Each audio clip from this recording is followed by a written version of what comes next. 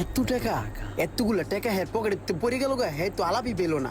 টাকা রুড়ে বাইরে দিয়ে দি। হ্যালো ভাইয়া, আপনার টাকা পড়ে গেছে মনে হয় পকেট থেকে এই মাত্রই। টাকা পড়ছে পকেট থেকে? বাহ, খুব ভালো তো। টাকাটা তো পকেট থেকে পড়ছে আমি দেখিও নাই। তুমি তো চাইলে নিয়ে যেতে পারতা। তোমার ভিতরে তো লোভ নেই, সৎ ছেলে। নাম কি তোমার? আমার নাম ইমরান হোসেন। ইমরান? জি স্যার। বস, আমার পরিচিত গ্রাম থেকে আজকেই আসছে। ও বেকার, ওর একটা চাকরি দরকার। আমাদের এখানেও তো একজন লোক দরকার, ইমার্জেন্সি। বেলাল, তুমি এক কাজ করো, ওকে রাইখা দিই নাকি? জি বস, আমি সব ধরনের কাজ করতে পারবো। এই চাকরিটা হইলো আমার অনেক ভালো হইলো বস। সমস্যা নাই, তুমি আজকে দেখেই এই দেখাশোনার দায়িত্বটা পালন করো।